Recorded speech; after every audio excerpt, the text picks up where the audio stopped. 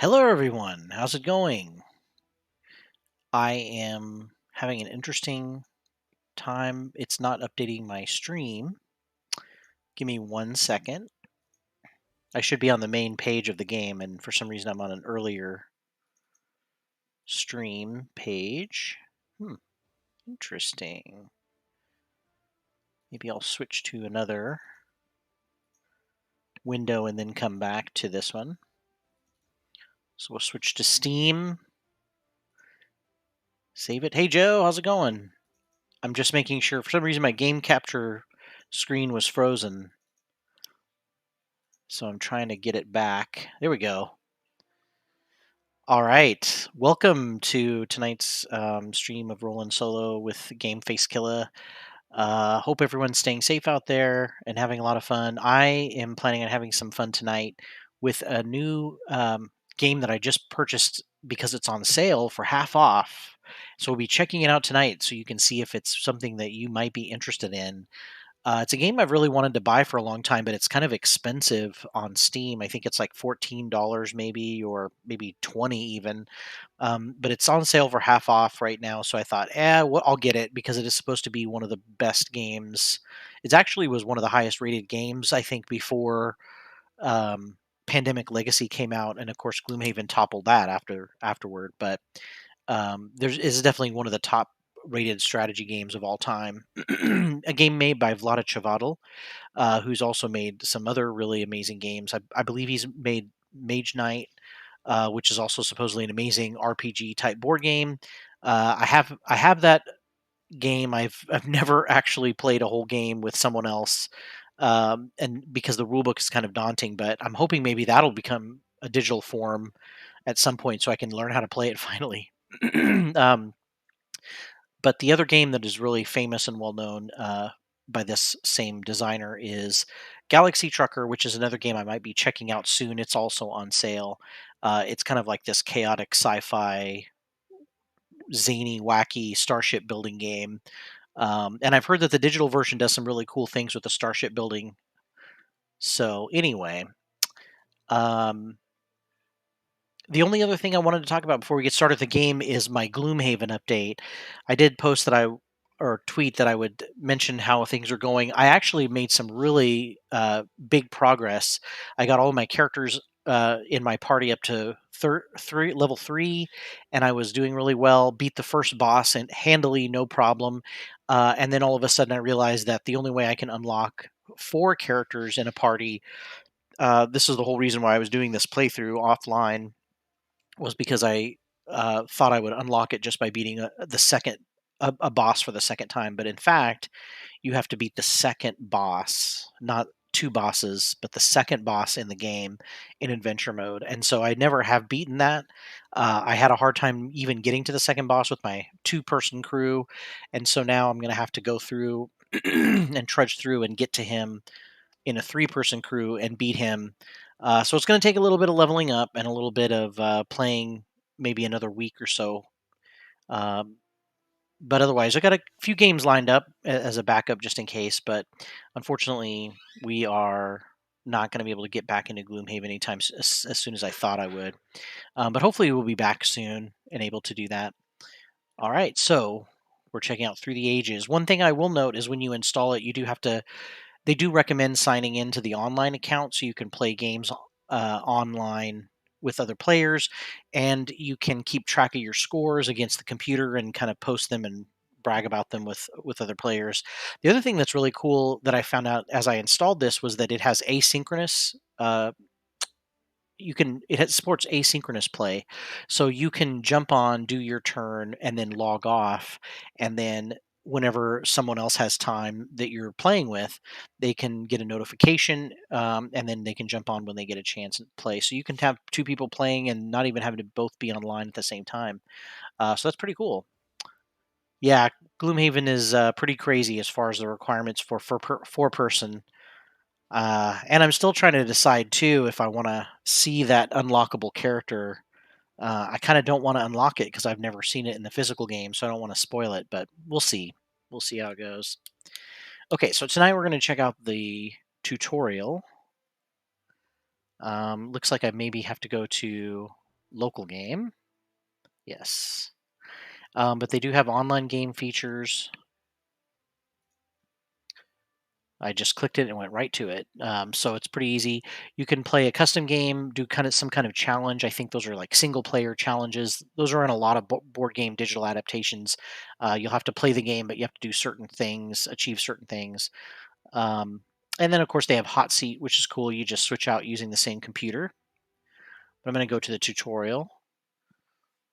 I really like civilization building games, especially like Civ and those kind of things. We'll see how close this comes to imitating that Civ builder kind of game. Loading. Uh-oh. An error has occurred. I wonder if this is the...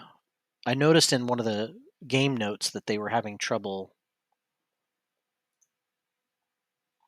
on their servers, so I wonder if this is kind of one of the issues. Let's see.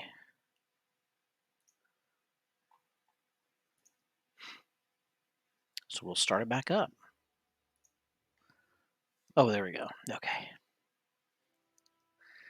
Hello, Game Face Killer. Welcome to Through the Ages tutorial. I will be your guide, Ancient Vlada.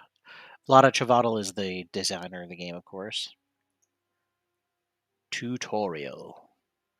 These huts represent your civilization. It's pretty big shithole. Well, it's more like a small tribe right now. Your task is to lead it to greatness and glory. Next to me, you see a row of cards. Through the Ages is a card-driven game. In fact, even your civilization is made of cards. Please click on any of the buildings in the center. Ah, see cards with tokens on them. So it looks like I've got some agriculture, bronze, philosophy, religion. I've got some tokens on each of these. You can't see me now. Well, I hope you can still read what I'm saying. These cards are initial technologies of your civilization, and the yellow tokens represent your people. We call them workers. Makes sense? Agriculture is farm technology. Each worker on this card represents one farm. Makes sense? The two workers on the bronze represent mines, and the one on philosophy is your first lab. The religion card has no workers. You have the technology for building temples, but you have no temple built yet. Okay. Now, click the background behind the cards to return to the main view. Okay, so I guess these are the... Gotcha. So these are the three buildings it was talking about. See, two farms, two mines. I guess each of the entrances designates one, and then one lab. The glowing yellow lights remind you that these are actually cards with yellow workers. Okay, that's cool. This is a building site. You will be able to build temples here later. Okay. And that big building is the seat of your government. It has no yellow lights because it doesn't need workers. We'll talk about it later.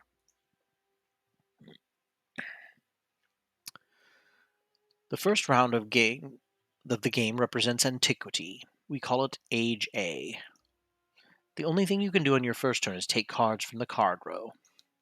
You pay for them with civil actions. The cost is displayed below each card.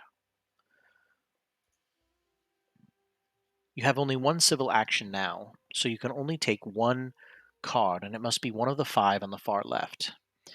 So I guess my civil actions are designated by these pearl-looking circles.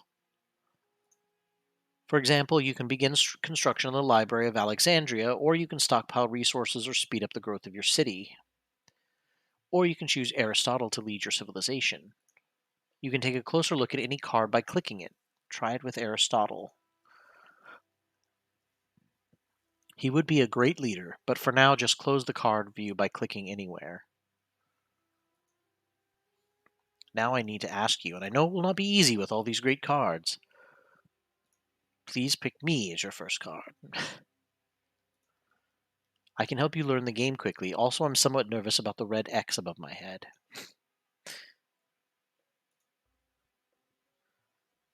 Can teach you how to play this game. Ancient Vlada. All right, so I'll take this card. Thank you. I am sure we will do great things together. But not now. You have spent your only civil action on taking my card. So let's end your first turn. Okay, so we end the turn. Great. Now you have your production phase. Your buildings will produce food, resources, and science points. And then the next round begins. Watch what happens to the cards marked with a red X. They all disappeared. The cards in the marked positions were moved from the game and everything shifted left.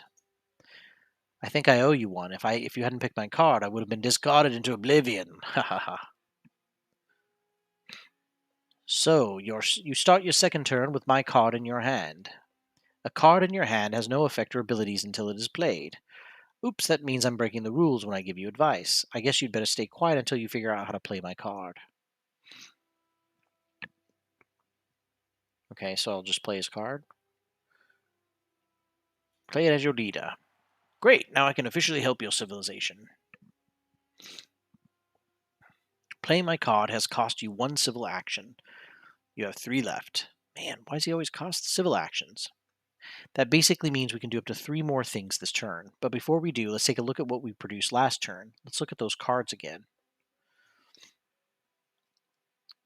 On the bronze card, we have 2 workers. They represent 2 mines. During the production phase, each mine produced a blue token, which looks like a crate. The 1 stone symbol at the bottom of the bronze card means that each blue token is worth 1 resource. Farms work the same way. We now have 2 farms. Each produced a blue token worth 1 bag. So now we have 2 food. I guess that's food. Only tabletop players have to count their food and resources this way. In the digital version, we added a statistics bar for your convenience. So you can look up here and see what you're going to produce, what you're likely to produce in future turns. It shows that you have 2 resources and also that you'll produce 2 more at the end of your turn. Here you see your food reserves and production. These numbers are your science points and culture points. We will cover them later. This yellow token is an idle worker. It represents a group of people who aren't doing anything right now. Yawn. An idle worker can be put to work by constructing a new building. A new lab or temple would cost 3 stone. That's what that symbol means. It's a stone, and that's how much it costs to build more of them. That's more than we have right now. Yeah, we only have 2 stones. So I can't build a lab or a temple, but we can afford a new farm or a new mine. Let's try to build a farm. Click on the building. So I spend one of my civil points or civil actions and 2 stone to build a new farm. Great, you have built a new farm, just like that by hitting a button. But what exactly happened? One of our civil actions was spent, 2 resources were spent of stone, and the idle worker was moved into the agriculture card. The worker now represents our new farm. Let's see how it looks in the landscape. See, the 3 yellow lights mean 3 little farms. We will produce 3 food each turn. Isn't that wonderful? So it looks like we've got food, stone, research, and culture. Well, not that wonderful. Excuse me? Just saying 3 mines would be better. Hey, what do you care? This is our civilization. Wait a moment. You know what? He's right. Next turn we'll need resources more than food, and we spend our only resources on a farm. Damn it. Fortunately, there's an undo button. Let's try it. I was kind of wondering that myself, actually. Especially because we wanted to, what do we want 3 stone for? To build something. New labs, new temples. The entire build-a-farm action was reversed, and we got our civil action back as well as the resources and the idle worker. I bet there will be many times when you find yourself grateful for this undo button. Now let's build a new mine. Since we already know what it costs, we do not need to open the card menu. I'll show you a faster way. You can just drag your idle worker up to the building site. See, we spent 1 civil action, 2 stone, the idle worker was moved, and voila, we have a 3rd mine. Now we have no resources left. We can't build anything more this turn. And we still have 2 civil actions. Let's spin them by taking cards from the card row. As you can see, other leaders of antiquity, the green cards, are dimmed. Each player can only take 1 leader from each age, and you already have me. How unfortunate. All the cards in the rightmost section are also dimmed. Taking one of them would cost 3 civil actions, which we don't have. Let's take a yellow action card. Urban Growth looks like a good choice. You can take a card just by dragging it from the card row. Great. Action cards can be used on later turns for various one-time benefits. 3 stones equal 1 nuclear bomb, that's for sure. I'm wondering if the resources will change eventually as your civilization modernizes. For your last action this turn, I suggest you begin construction on the pyramids. No problem. Such an obvious move. Thank you for your input, Aristotle. Let's take the pyramids. You already know 2 ways to take the card. A third option is to double-click on it. Let's double-click it. Wonders do not go into your hand. Instead, they go directly into play. Ah, here's the pyramids in the background. You can see your civilization has begun constructing the pyramids just above the text balloon. Click the construction site. Wonders are the most epic creations you can build in the game.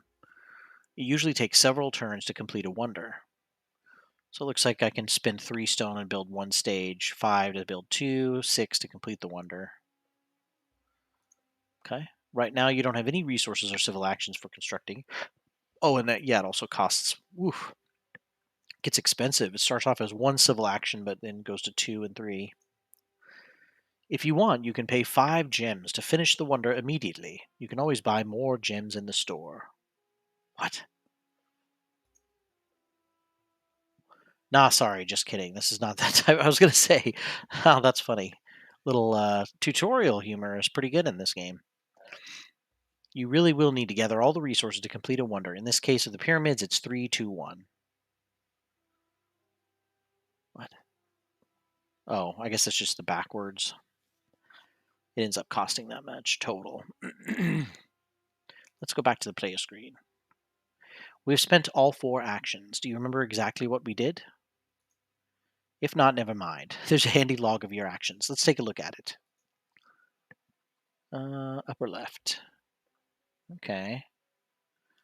Everything is here with all the details for round 2. Check the log whenever you need more details about what's going on. Let's close the log by clicking anywhere. That'll be definitely good for the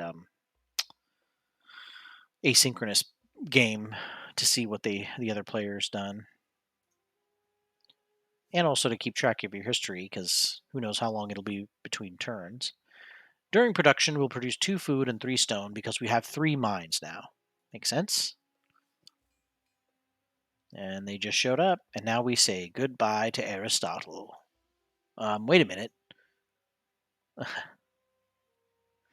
When replenishing a card row, the game will not use the Age A cards anymore. This is Age 1 deck of cards. The new cards will be dealt from it. See, Age 1 cards? We are in the first real age, medieval times. Okay, Age 1. This age will last until the Age 1 deck runs out. Looks like there's 32 cards in that deck. Now let's take a look at the action card we drew in the previous turn, Urban Growth. It says we can build a temple or a lab with a discount. Cool, huh? So we can pay 1 stone less to build an urban building, either a lab or a temple. Both buttons are disabled. Click on either of them. I do not have an idle worker available. That's why I can't build it. Let's go back to the player screen.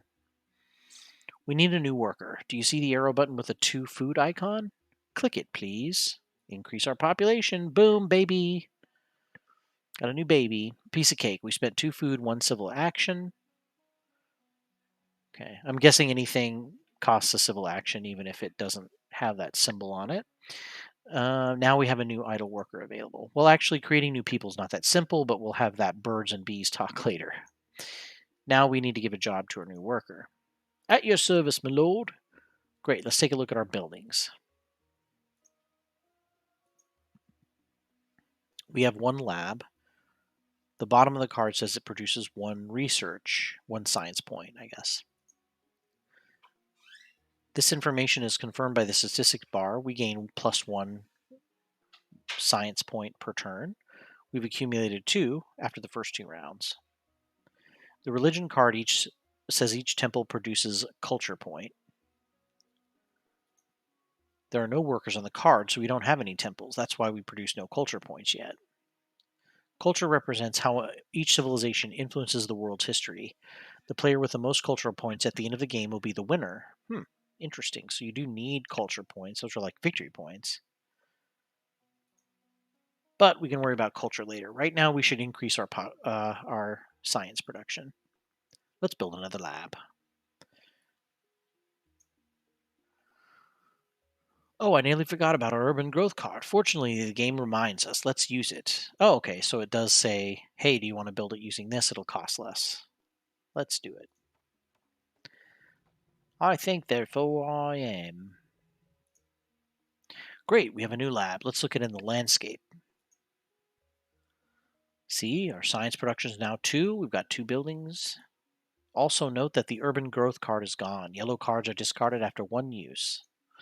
But it was worth it. We have saved 1 stone, which we can save for a later turn. Now let's take some cards with our 2 remaining civil actions. The leaders are still dimmed, and the wonders are now 2. When you have a wonder under construction, you can't start constructing another one. Okay, makes sense. Let's take the 2 cheapest action cards. Feel free to read what they do. Stockpile. Gain 1 stone and 1 food. I'll take this card. And then I guess I'm not playing it. I'm going to take the other one. Score 1 science point and 4 culture points. Now let's end the turn. During production, we get 2 food, 3 stone, and now we score 2 science. I will also show you where the blue food and resource tokens come from. This is your blue bank. You know, this was originally a board game, so you can't have an unlimited number of tokens. And the yellow tokens come from, surprise, surprise, your yellow bank. How about trying a super fast and simple turn? First, let's make some progress on the pyramids. Try to figure out how. Okay, click on the pyramids, and then I spent 3 stone and 1 civil action to build stage 1, assuming.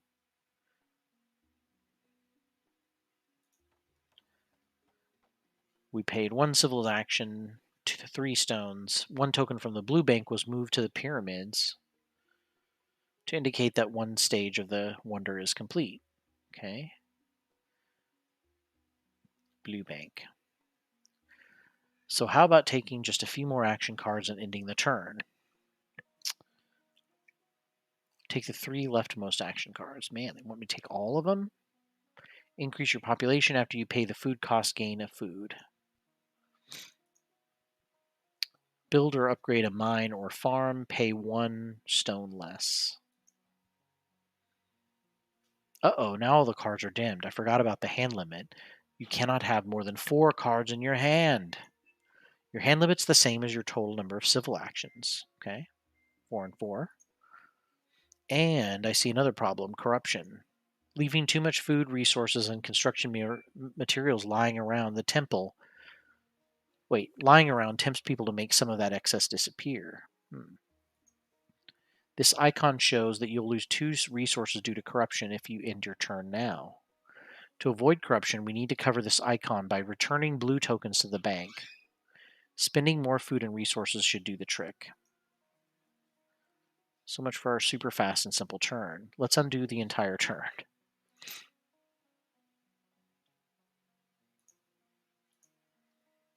Okay, let's start over. We have too much food. We need to spend some.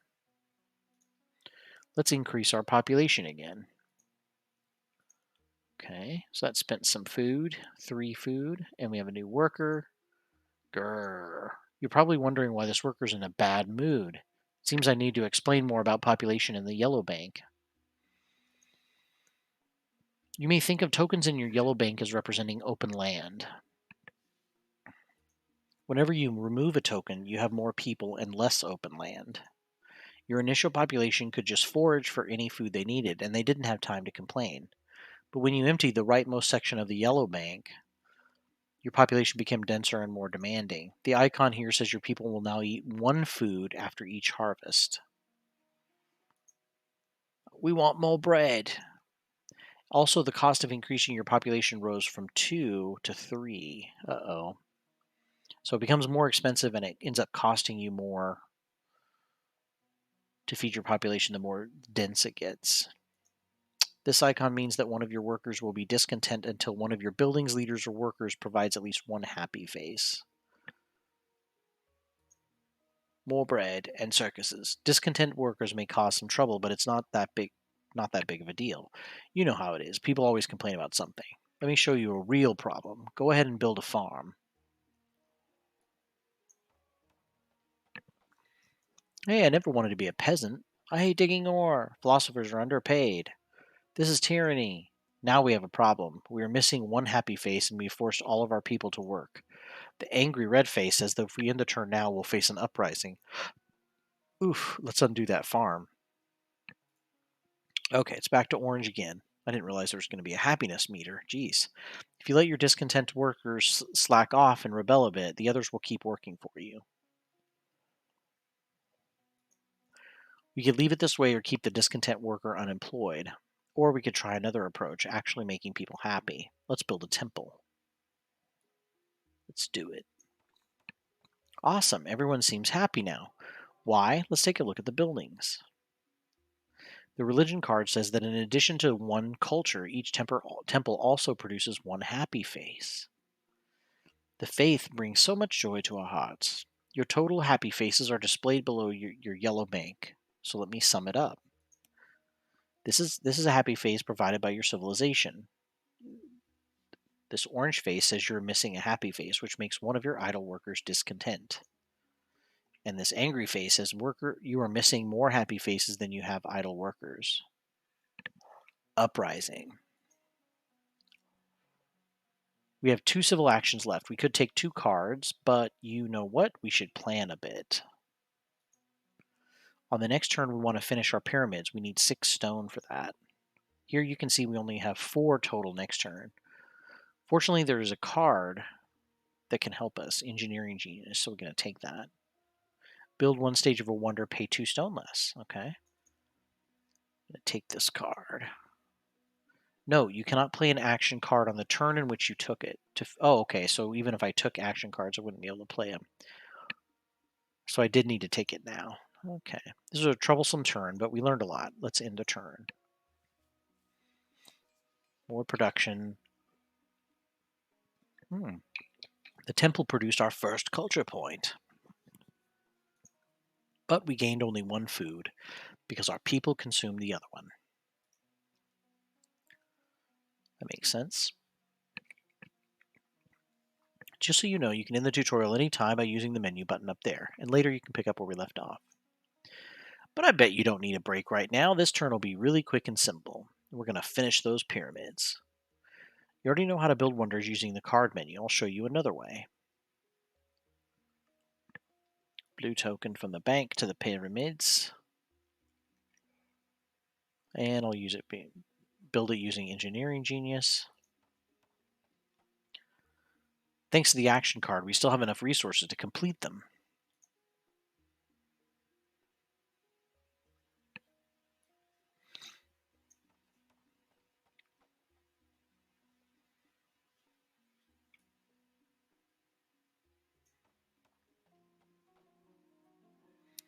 A wonder constructed by you grants the benefits shown on the card. Gosh, the pyramids are so magnificent, a true monument to the power of our wise and benevolent rule. This is reflected by the power they give us. Look at the bottom of the card. From now on, we'll have 1 more civil action each turn. That's rad. That also means 1 more card, too. 3 actions spent, 2 more remain. Also, we're now able to begin another wonder if we want to. However, building lots of wonders is not that easy. When taking a new wonder, you pay an extra civil action for each wonder you have already completed. Wow. Let's try something else instead. We should take some cards. By the way, now that we have 5 civil actions, we could have up to 5 cards in our hand if we wanted to. Age 1 has cards in several new colors. These are technologies of various types. You can recognize a technology card by the blue number in its upper left corner. This is the science cost. Let's take the iron technology and an action card. Gain either 2 stone or 2 food. Okay. And then the iron technology. Take this card into your hand. No. And it cost me 5 science, but I guess that's to play it. Next turn, I'll show you how to develop a technology. But for now, let's end our turn. Ha, that was a quick turn, wasn't it?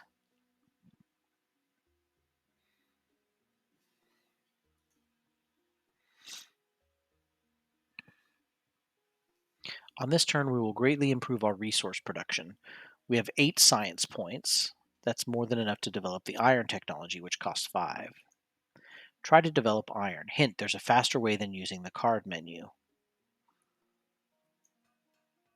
Good job. You can do almost any action in the game just by dragging or double-clicking a card or dragging a token.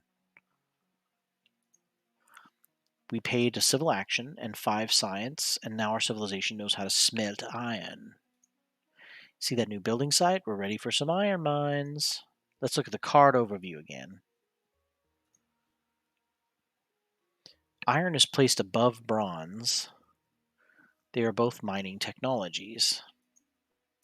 You can tell by the symbol in the upper right corner. However, the iron card has no effect yet. There are no yellow tokens on it, so we have no Age 1 mines. If we had an idle worker and 5 stone, we could build an iron mine, but we don't, so we can't. What we can do is upgrade one of our Age A mines. When upgrading one building to another, you pay the difference between the two costs. So it's only going to cost me 3 stone. That's exactly how much we have. Let's do it. Drag a worker from the lower card to the higher card. Good, we spent 1 civil action, 3 stone. And we have our first Age 1 mine. Too bad we are out of resources. It would be nice to be able to upgrade another one. But you can. Uh-oh. The name is Da Vinci, Leonardo da Vinci. So you say we, right, the action cards. Let's play some of our action cards to get the resources we need. Okay, get 3 resources. Let's see. That gives us a stone, a science. Now let's get two stones out of here. And then I'm assuming he wants us to get the other stone and a food. Cost us 2 actions, but we have enough resources now. Well played. Indeed. Let's spend our last civil action to upgrade 1 more mine on the player screen. Now hurry up and end the turn. I want to show you how new mines work. See, each mine produced a blue token as usual, but the status bar says we have 5 resources now. That's because a blue token on an iron mine is worth 2 stone. Okay. There are rules about how you can spend these higher level blue tokens, but in the digital version, the game will do all the accounting for you.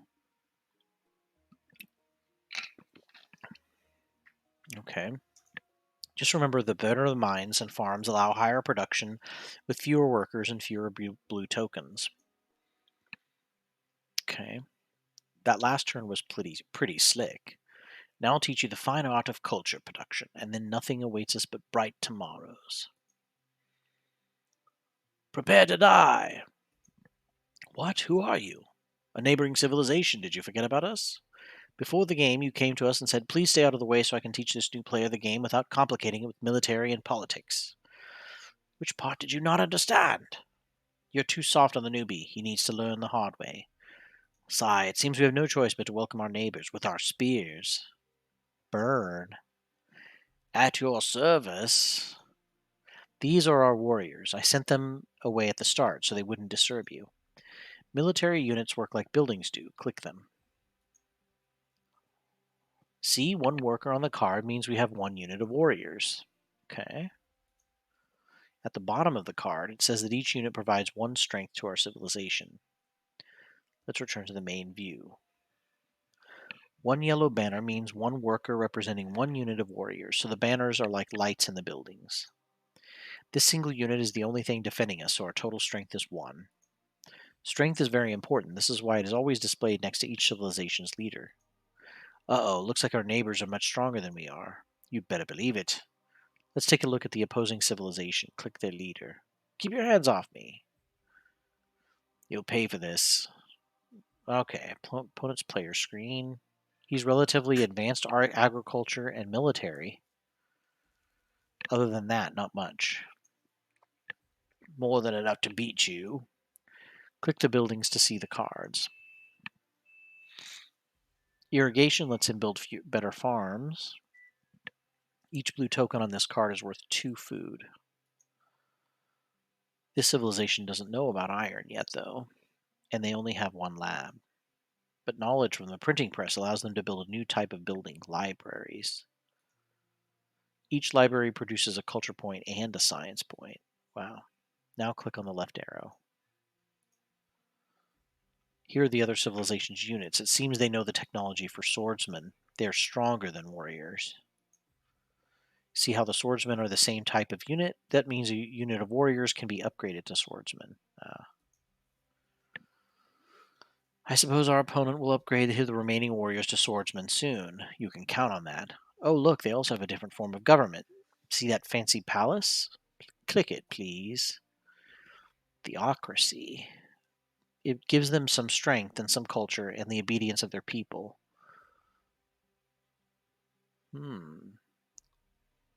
Current government determines urban building limit and his number of civil and military actions. This government also modifies his statistics. Interesting.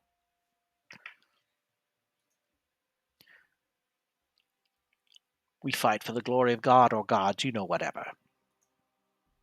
Here it says that theocracy grants them 4 civil actions and 3 military actions each turn. So the red circles are military actions. I haven't told you about our government on military actions yet, have I? Let's return to our civilization. You can always do so simply by clicking me. Let's look at our government. Despotism. All civilizations start with this, and they can develop more advanced governments later. Gives us 4 civil actions and 2 military actions. But because we had the pyramids, we had an extra one. Military actions are used to build and upgrade military units. We haven't been using our military actions because I thought we didn't need to. I was wrong, sorry. Now we have to catch up. Let's build 1 more unit of warriors. You know what? I'll let you figure out how to do it, even though it might not be that simple.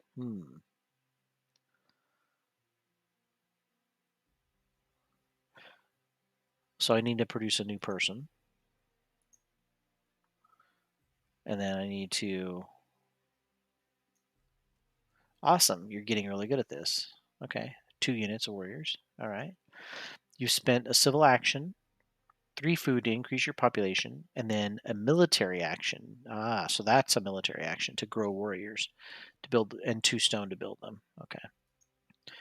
Now our strength is higher, but not much higher. It's not necessary to be the strongest civilization in the game, but it's important to keep pace, especially if someone starts an arms race. Hehehe. Just from its name, warfare looks like a technology that could help us here, and we have enough science for it. 5 science, man.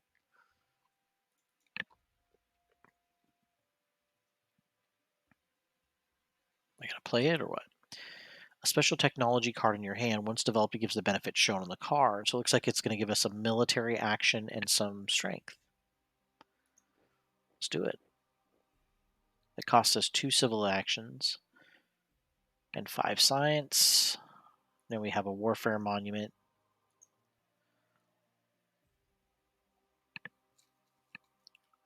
Blue technologies are special. They do not require workers. They apply as soon as you develop them. Warfare gives us a strength and 1 military action. You can browse through your cards by clicking the left or right arrow. Try it, please. Try to find our building cards. Here they are. I see what we can do with those 3 stone we have. Upgraded last mine. Yeah, that's what I was thinking.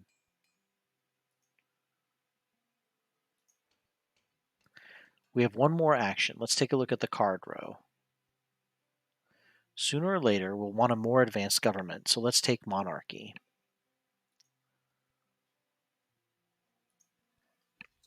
That was our last civil action, but we still have some unspent military actions. That's actually a good thing. Let's end our turn.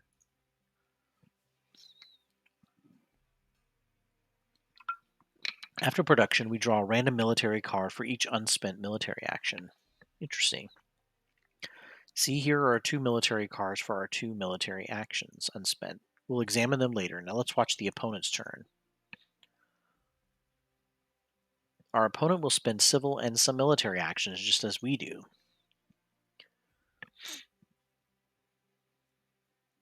They've increased their population. They built a new mine. They've upgraded their warriors to swordsmen, just as we expected. And with the remaining actions, they took a card. Then they ended their turn, produced food, resources, science, and culture. They got military cards for unspent actions. Note that we can see their civil card because they took it publicly, but we do not know what military cards they drew. Ah, those are secret. I can tell you, 2 nasty aggressions. That would be bad. I hope he's bluffing. Time to move on to our own turn. Our military cards give us a chance to consider our first political action. At the start of each turn, you can play at most 1 political action. Usually involves playing a military card. Both of our military cards are of the same type, events. Click one of them, please. An event card, the description under the text balloon pretty much sums it up, how they work. An event card in your hand, when you prepare this event, one of the events prepared earlier will be evaluated. This event may appear later in the game. The weakest civilization loses 1 population because of a reign of terror.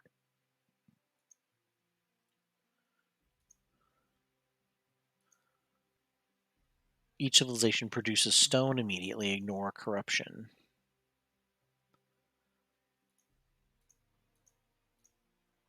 Whoop. Well, I'm assuming I'm going to be weaker, so I don't want to lose a population. So I'm going to do this one. Excellent choice. We scored 1 culture point for influencing the course of history, and our event was prepared as one of the future events. Okay. Also, playing an event always reveals an event that was prepared earlier. Let's see what it is.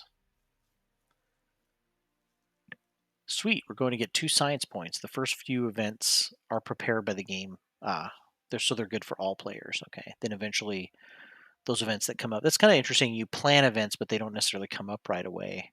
And you have to plan more events to get your events to come up. Beware, later in the game, events prepared by the players start to appear, and those are not always so nice.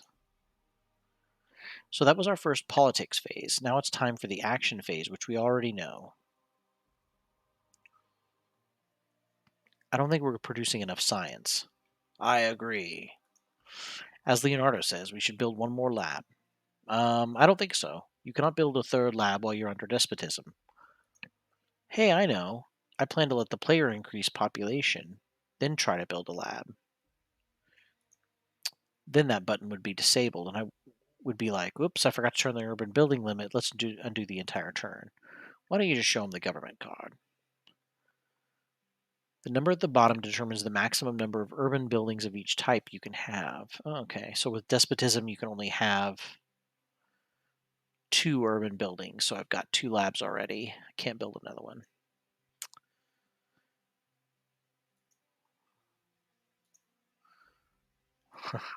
Seems we need a better government. Please click that monarchy card we took last turn.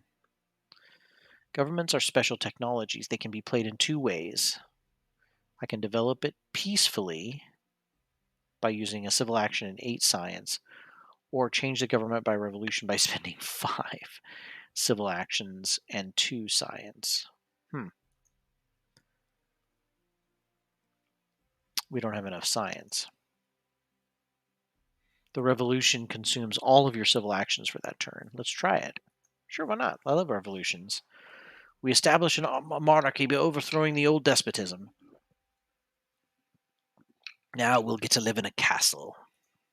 Also, we'll have even more civil and military actions, and we can build more urban buildings.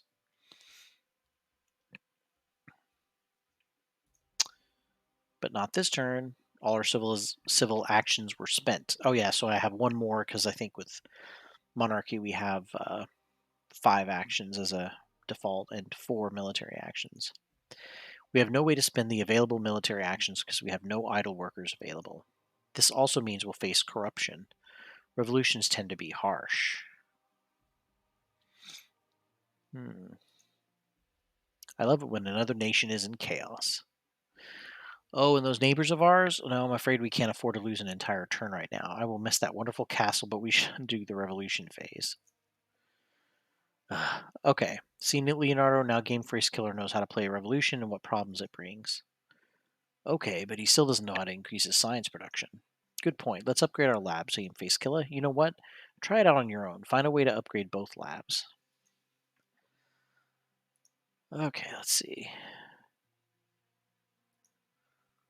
Upgrade both labs. Upgrade both labs. Alchemy, probably. Yeah.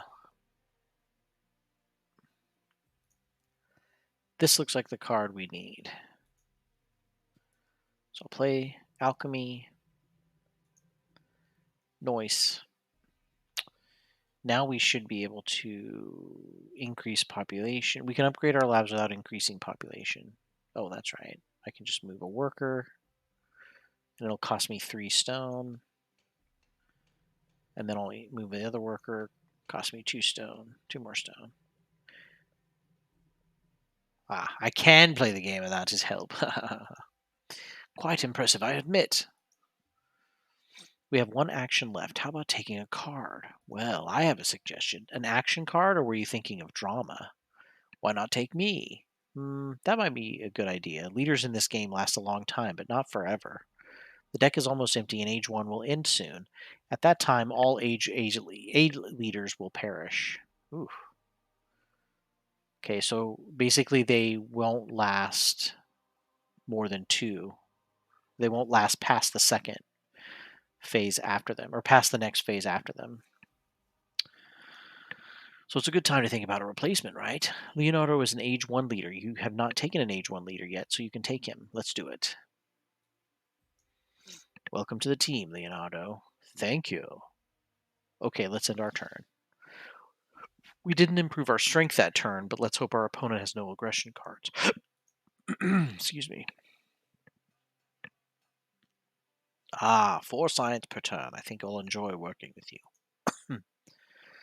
We got 3 new military cards. We'll look at them later. Now our opponent will play his political phase. This may be harsh. Sorry, I had to just peek. I'm interested to see what will happen.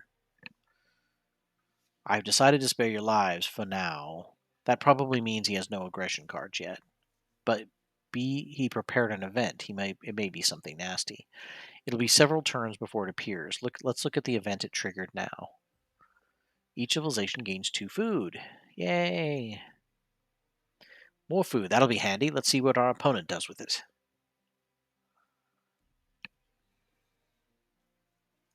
He increases his population, naturally. A new temple. Seems his civilization needs more happiness. Must be a little unhappy. And he starts building the Universitas Carolina Wonder. That's all? No arms race? Apparently not. They're all out of workers, actions, and resources. Are you so sure? Ta-da! Strength of 9. What in the world? How did they do that? I have no idea. Let's check the log.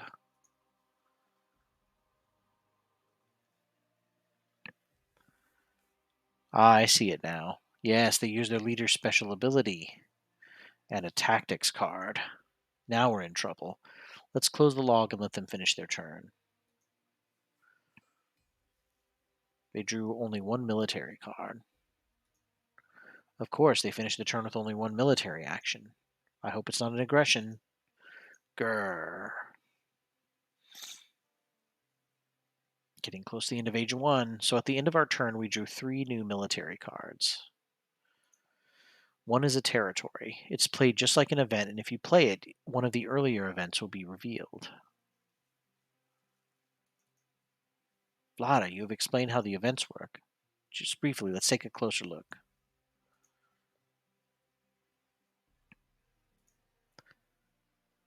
Whew. At the start of the game, a certain number of Age A events were prepared. The number of events depends on the number of players.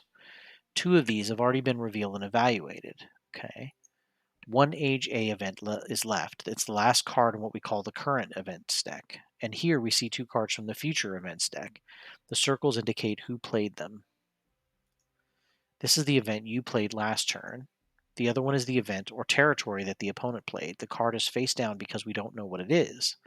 If we play an event now, the remaining current event will be revealed and the future events deck gets shuffled. And hey, you know what? That's too complicated. Let me show you instead. God, that was complicated. Let's play our territory. Prepare it as a future event. It's going to increase.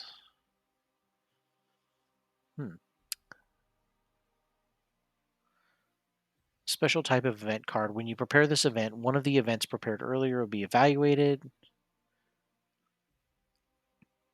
Okay. I guess I don't. It looks like 2 workers, and you can increase your ability to make new workers. I don't know what that means. Let's play it. This last event happens. Each player draws 3 military cards. Oh no, gave him more military cards too.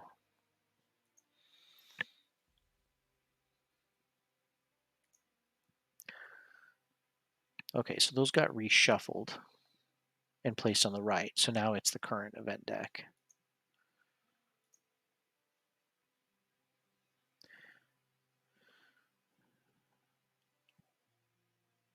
The future events deck is empty. It's waiting for more events that you and your opponent will play. And whenever you play a card there, one of those that was prepared earlier will appear. They're in the current events deck now. Maybe it looks like this will be the next event, but that's not necessarily true because they're shuffled. Yeah. So any of them could be on top. Mastering the events deck is one of the key to mastering through the ages, but that'll come with practice.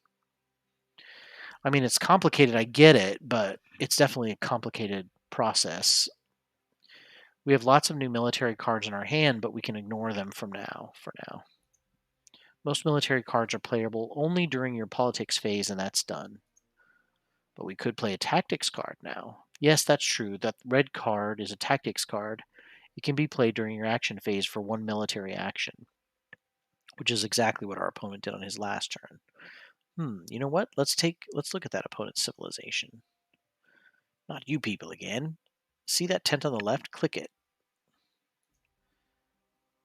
The card in the middle is a tactic. Click it. It's a current tactic. It is exclusive to him. At the start of his next turn, it will become available for everyone to copy.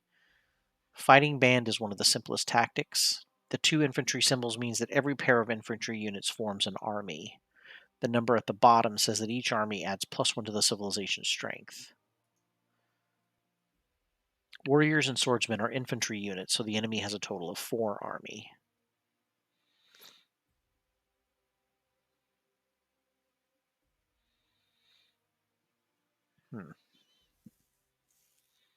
Yeah, 4 infantry. So he basically gets a strength for every 2. So the total is 6. 3.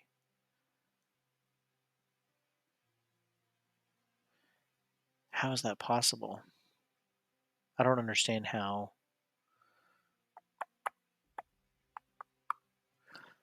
Each of these is worth, or total is a 6 strength.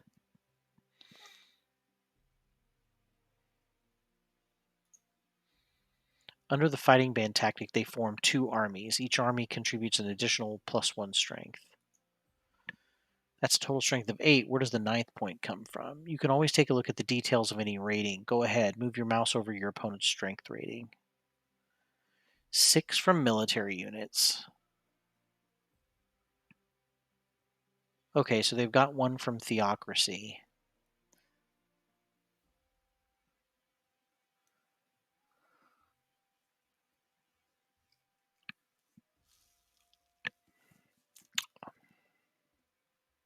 Oh, okay. So that's because each one is worth 2. Each worker is worth 2 combat. So that's 4, and then the bottom 2 are worth 6. They get another +2 because there's a total of 2 pairs of army with the fighting band tactic, and then 1 that they get from their government card. Whew. Yeah, they do have a formidable military might. Speaking of leaders and their abilities, so his leader is good at recruiting new units. Yes, I know, it's time. My special ability was to teach Game Face Killer how to play the game. My work here is almost done. Blah, blah, blah. How pathetic. Let's discuss this elsewhere. Click me to return to our civilization. The Age 1 deck is almost out of cards. The Middle Ages will soon be over. And at that time, leaders from antiquity must leave play. It is advantageous to replace your leader before he or she is forcibly retired. As Leonardo says, well, I guess this is goodbye. You were a great student. Take care. Play Leonardo as our leader. Let's see what he has. Your best lab or library production produces an additional amount of science equal to its level. Every time you develop a technology, gain a stone. Okay. Thank you for choosing me as your new leader. I will serve your civilization well. First, note that we still have all of our civil actions. The game encourages the fluid transfer of power. Playing my card did cost you a civil action, but my retiring predecessor returned that civil action to us. That was kind of him. You're welcome. Wait, Vada? Yes, I decided to spend my retirement in this wonderful pyramid we built. Don't mind me. Hey, is this a sarcophagus? Ah, so comfy. Very goofy. Let's get back to work. Game Face Killer. Have you noticed that our science rating is increased to 5? Click on me to find out how I did that. Every leader has useful abilities. Read my text. Yeah. Best lab produces an additional amount of energy equal to its level. The level of a building corresponds to the age printed on the card. So level 1 means 1, yeah. Our best lab is age 1, which is level 1, so it produces an extra 1 science. I know all about practical inventions, so each technology we develop will also give us a stone. Let's try it. Do you see the cartography technology? Let take it, play it, and keep an eye on our minds.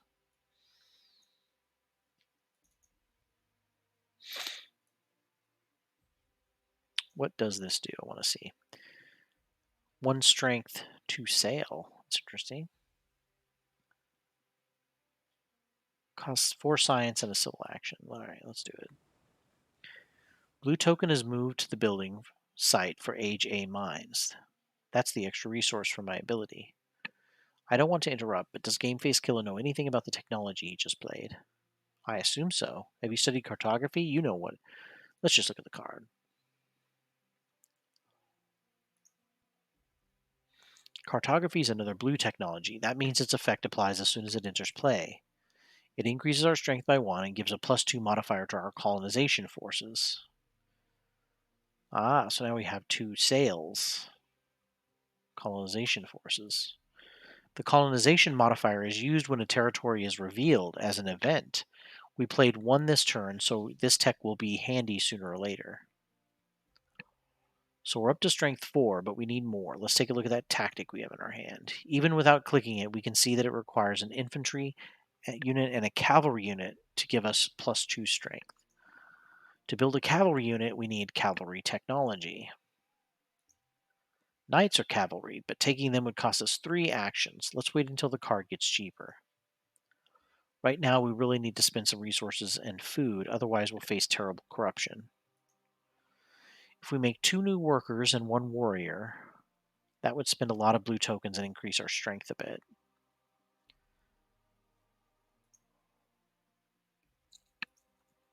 All right, 2 new workers. 1 warrior. Splendid. We have 1 civil action left. Since the age will end soon, we should.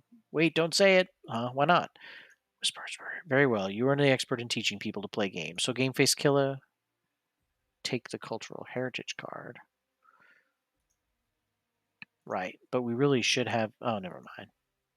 Click the end turn now. I have something else to show you. Discard phase. The game is asking us to discard some military cards. We can only keep 3 because our civilization has a total of 3 military actions. Let's keep the tactics card.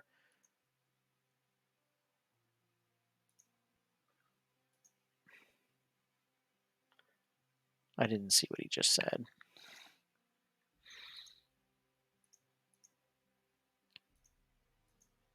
There was a bug on my sheet. Okay.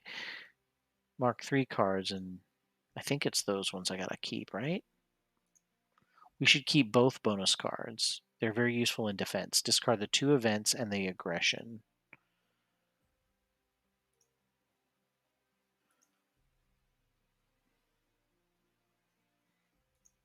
Okay. Whew. Good, and now the production phase. And now we draw 2 new military cards for our unspent military actions. Age 2, Industrial Age. All civilizations lose 2 workers from their yellow banks. Game Face Killer discards Cultural Heritage A. As I warned you, the Age 1 deck ran out of cards. Age 2 has begun. At the ends of ages 1, 2, and 3, each civilization loses 2 yellow tokens from their yellow bank. That represents the fact that people become more demanding as civilization progresses. Also, some very old cards, leaders, and unfinished wonders are discarded. You already replaced your leader, and you finish your Age A wonder, so the only card you lose is your Age A action card. Vlada wouldn't let me ask you to play it. I think the only reason he wanted you to take it was that he could demonstrate his discarding rule. Here's another thing that happens at the beginning of our opponent's turn. Their tactics card becomes a commonly known tactic. From now on, any player can use it. Okay. You know, looking at the civilization, I see they're really not so different from us. Perhaps we can find a way to peacefully coexist. Charge! Oh dear, an aggression. They want to burn down our precious labs. We can't allow that. Destroy one of your. Okay, so his aggression is a raid. Destroy one of your rival Age A or Age 1 urban buildings. He's going to gain stone equal to half of its cost rounded up.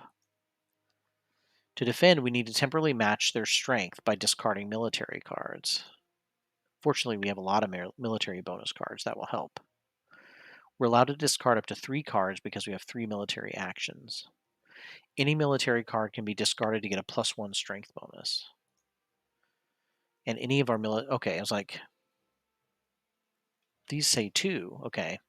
These military bonus cards give us 2 bonus. His strength is 4 more of ours, so we need a bonus total of 4. So we either discard the bonus cards or we discard 1 bonus card and 2 other military cards. If we had no bonus cards, we'd be forced to concede defeat. Discarding 3 regular military cards would give us a bonus of only 3. Well, let's do the bonus.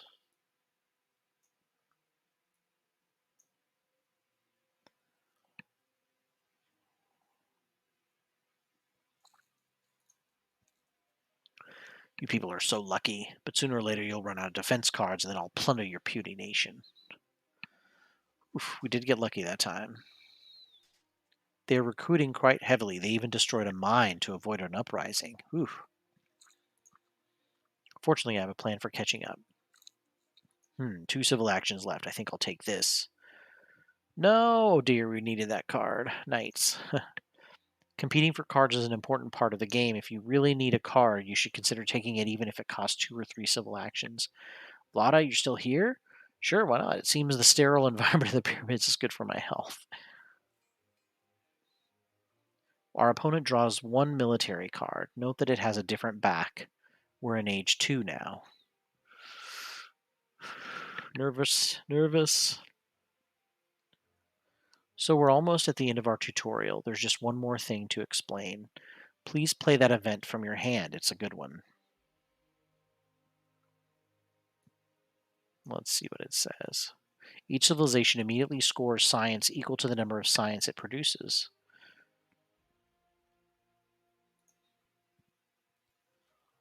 Ooh, we got a territory. See that territory card we played earlier? Now it's time for colonization. Colonization works as an auction. Whoever is willing to send the bigger colonization force wins the territory, and it becomes his or her colony. Winning a colony is very, very beneficial. There is an immediate gain, which is depicted in the middle of the card. And even more important, it provides permanent benefits depicted at the bottom. So 2 workers looks like. The inhabited territory would add 2 permanent tokens to our yellow bank. And it would immediately increase our population for free. Okay, so that arrow means population increase. Because the territory is revealed on our turn, we get to open the auction by saying how big of a colonization force are we willing to send. And I do have a bonus card I can use to add 1. We can use this arrow to set our bid. Alternatively, we can try out various colonization forces by dragging units and cards to the upper window. Drag one of our warriors up there. A warrior.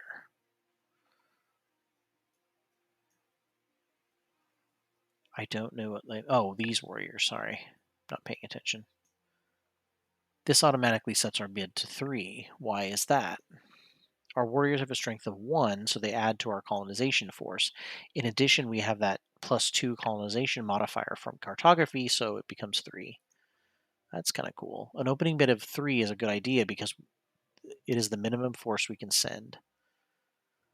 That's true, Leonardo. But I would still suggest starting with a lower bid so Game Face Killer gets to see more of the auction. Very well, we can set the bid with the arrows. Use the left arrow to reduce our bid to 1. Note that as soon as you click the arrows, the testing window was cleared. Dragging units or using the arrows are 2 separate ways of setting your bid. It does not matter the method you use, only the resulting bid matters. Now let's confirm the bid, sorry.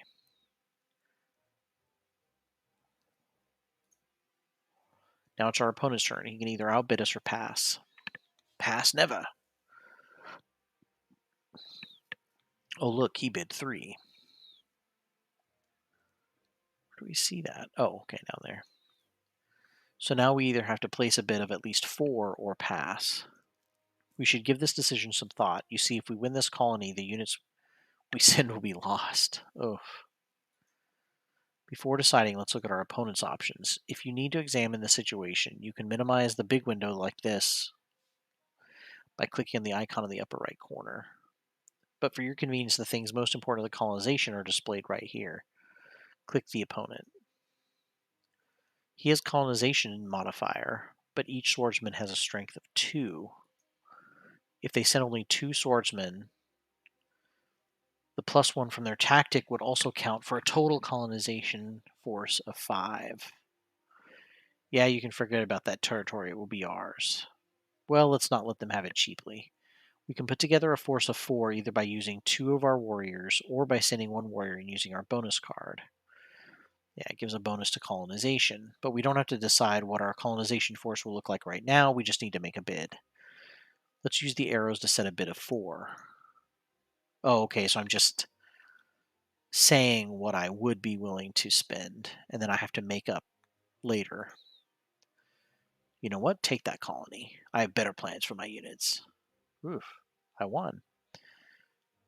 I hope we won't regret it. So we acknowledge the victory by clicking OK. Then, of course, we got to spend since that was our bid. Current force has a strength of 0, and 4 is required. Let's drag our bonus card up there.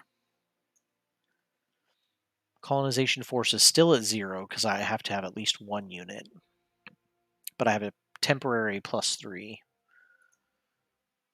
Send a warrior.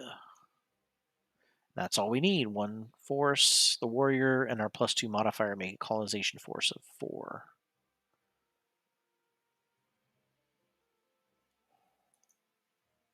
Let's send away our colonists. Done. We lost one unit of warriors. The token returned to our yellow bank, and we discarded the bonus card. But now we have a new colony that has greatly improved our yellow bank and available workers. Huzzah! That's the end of the tutorial. We've seen almost everything. No, you haven't. What about wars? I said almost everything. We won't cover wars. That would take several more rounds. But I just drew a war. I was going to declare war on my next turn.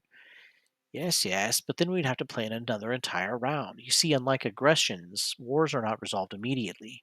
The attacker declares a war as a political action, then the two civilizations involved in the war each get a full turn in which to build up their military might. Wow. The war is resolved at the beginning of the attacker's following turn. The civilization with the higher strength at that time wins the war. The bigger the difference in their strengths, the bigger the effect of the war. Wow. So there's no lucky bonus cards to help you out. But we will not demonstrate this now. As I said, the tutorial ends here. That's unfair. I built up magnificent strength, and you have weakened yourself with that colonization. I want my war. Stop whining. This is just a tutorial. You people are cowards. You know what, Leonardo? Let's allow him to declare his war.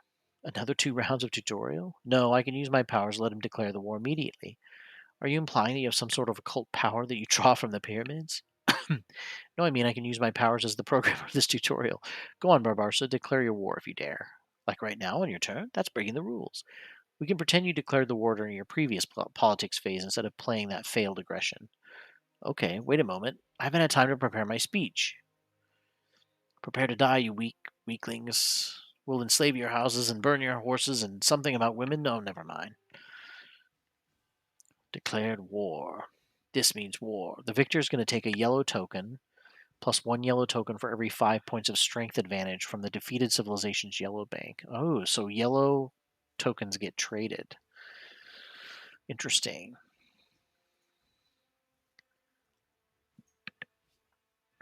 Oh, Vlada, I was hoping to end this tutorial on a positive note, not by losing a war. Then don't lose the war. I'm sure Gameface Killer can find a way to win it. As a reminder, we're pretending the war was declared during your opponent's previous politics phase. He had a full turn in which to increase his strength, and he did increase his strength. And now we have our turn to increase our strength. After that, whoever has the higher strength wins the war. Go for it. Try to achieve a higher strength than the enemy has. Feel free to experiment, undo, etc. You may also click the icon to examine the war card. Very well. Show us what you've learned. Okay, so I gotta exceed my opponent's strength somehow. So that's not what I meant to do.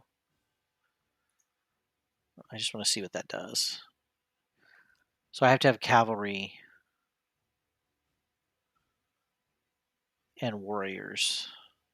For every cavalry and every warrior combo, I can increase my strength by 2.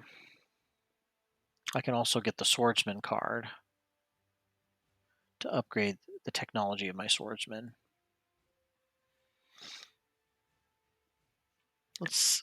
I mean, it seems weird that I would have this cavalry card and then there's nothing I can do with it. None of these others seem war related, so I'm going to go ahead and get the cavalry. Oh, but I don't think I can play it. Damn.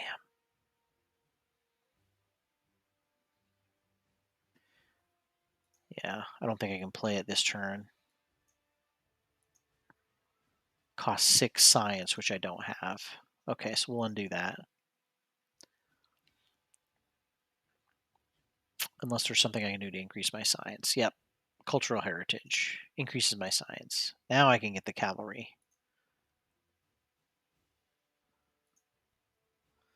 And play them.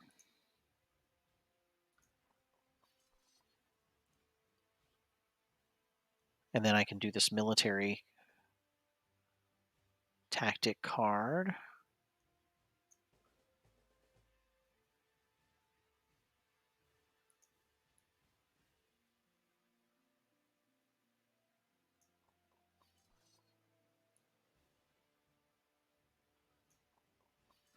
Yeah, that's right. I forgot it spends military actions to make guys more cavalry.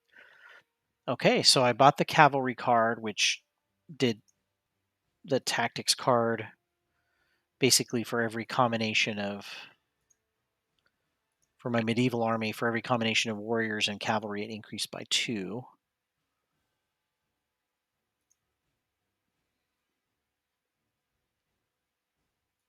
Each one of them was worth 3. I created 2 of them. I had warriors left. So that would be 4 from that. Okay, whoops, I forgot I can hover over this to see. So I get 8 from military units. So that would be 3 from each of my cavalry. So that's 6, and then 7 and 8 from my warriors.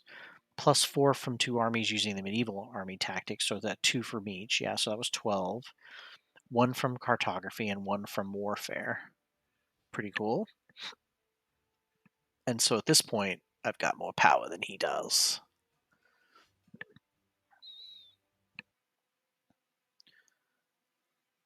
Amazing game face killer. You won the war. No, how did this happen? I don't need all this stress. I quit. Now we've got Bach in charge. What? Where am I? Oh, greetings, neighbors. All right. So it looks like I took some of his. So you don't actually lose anything except whatever the card says. And so he lost some yellow workers, some territory, basically. Because yellow, remember, counts as like open space. The full game would last 2 more ages. After age 3, there's a very brief age 4. It has no cards. It's just a chance for everyone to finish up projects. Interesting. At the end of the game, we evaluate some age 3 scoring events that were prepared by the players. And then the player with the most culture points wins the game. Wow. So even though you spend a lot of time haggling over military, you're still trying to eventually just get culture points. That's all Game Face Killer. It was a killer. It was a pleasure to be your guide. Where's my total culture points? Launch a game for your own and choose the first challenge. It's time for you to write your own story of civilization. Whew. And so, yeah, it looks like the challenges, yeah, they've got different challenges. Win a classic game versus one easy AI. In this game, everything costs 20% less. Have fun and win. Okay. Different challenges. Wow, there's a lot of challenges on here. And they have different levels of difficulty, which is kind of interesting.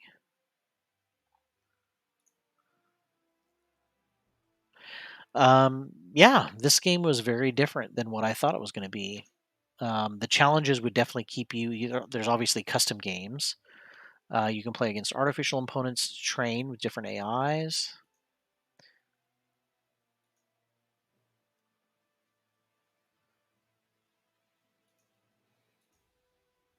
Oh, tabletop rules work well for single player games. They're okay for live games, but it may slow down asynchronous games significantly. Interesting. Some events are evaluated at the start of the player's turn instead of immediately. Oh, okay. So you got to change some things if you're doing digital version. And then, of course, you have the base game. There's some expansion cards too, which there is an expansion you can buy, play against different AI. There's a training AI, easy, medium, and hard. It plays as good as we were able to program. It still does not cheat. And then there's, of course, an expansion that adds new leaders with new abilities, 16 wonders with amazing effects, 16 military cards offering more interaction, 68 epic challenges. Wow, more epic challenges, 38 achievements. So I wonder if some of these challenges that are listed here are expansions, or if the expansions. I mean, it said 68 new challenges, so this is like on top of what this has already, which is pretty crazy. 38 achievements to complete. You can mix the game with only the expansion cards, or mix them with the base game, creating additional unique game variations. Create a brand new history. So I can definitely see why this is um, a very popular game in terms of, if you could keep track of I'm sure the digital game keeps track of things way better, but in terms of just being a card game alone, pretty much with just some tokens that you would use to represent um, workers and or army units, and the fact that production and all that is just handled by a few tokens and that's it. That's pretty amazing. I love the idea of the timeline of technologies that you can research, and you can of course jump ahead if you want, if you're willing to pay the extra cost, which is sometimes worth it to keep up with someone militarily. Yeah, really fascinating. And the idea that it has everything, right? Like I kept thinking, okay, well, this doesn't have warfare really. I mean, it's kind of abstractly represented, but no, you can actually declare war and your armies fight technically, and you can lose things, but not necessarily lose the game. That's for sure. So it's pretty interesting. So definitely love this game a lot. It's really cool. I think that it was, it's one of those things where I'm not a big competitive game player for sure, and this game definitely has some elements that might be a little too competitive. Um, but if you kind of have, I know a lot of times when I play games with friends that also, or my wife doesn't like competitive either, so sometimes we'll play games with kind of tacit agreements like, hey, I'm not going to attack you, don't attack me. It'd be kind of interesting to see how those negotiations kind of work out with a game like this, because obviously you would sometimes have to, depending on your leader, you have to kind of rely on military strength. Um, but it is kind of an indirect game, so you don't necessarily have to worry. A loss in a war is not a huge disappointment. But there's some kind of interesting things that go on in terms of different resource management, worker placement. It's kind of got everything, um, and all this civ building on top of that. It's pretty amazing that they can cram that into just basically a card game, and without any board, without anything else other than the cards themselves. Pretty cool. So I guess that's Through the Ages. Taking a look at that, might come back and take a look at one of the challenges at some point. Play a game against an easy AI opponent, be kind of cool. And I did get an achievement, so wow, there's a lot of achievements. Completed the tutorial. I looked at the achievement list. That's cool. So yeah, it looks like there's um, a lot of cool achievements as well to work for. But pretty cool game. Definitely like it a lot. All right. Well, next week I'm hoping to have made more progress. I definitely don't know if will have beaten the second boss by the time I jump on next Tuesday, but I'm hoping I'll definitely have made a huge amount of progress and gotten close. I feel like I beat this first boss really early in the level progression, so I think I might have to level up a bit more between the first and second boss as a result, but maybe not. I'm also upgrading my cards, and there's not really much that I have to buy left in the store, so maybe it will go faster than I think. Um, all right, but until then, we are checking out a new campaign this weekend. Pretty excited. We're starting our Imperial Assault Star Wars campaign, so definitely come check that out if you get a chance. Otherwise, I'll see you all back here next Tuesday. And the table flipping games will be this Saturday at 12 p.m. 12 a.m. Sorry. So be sure and tune into that. It'll be a really cool campaign we're starting. All right. Until then, see you guys later. Night. Night, Joe.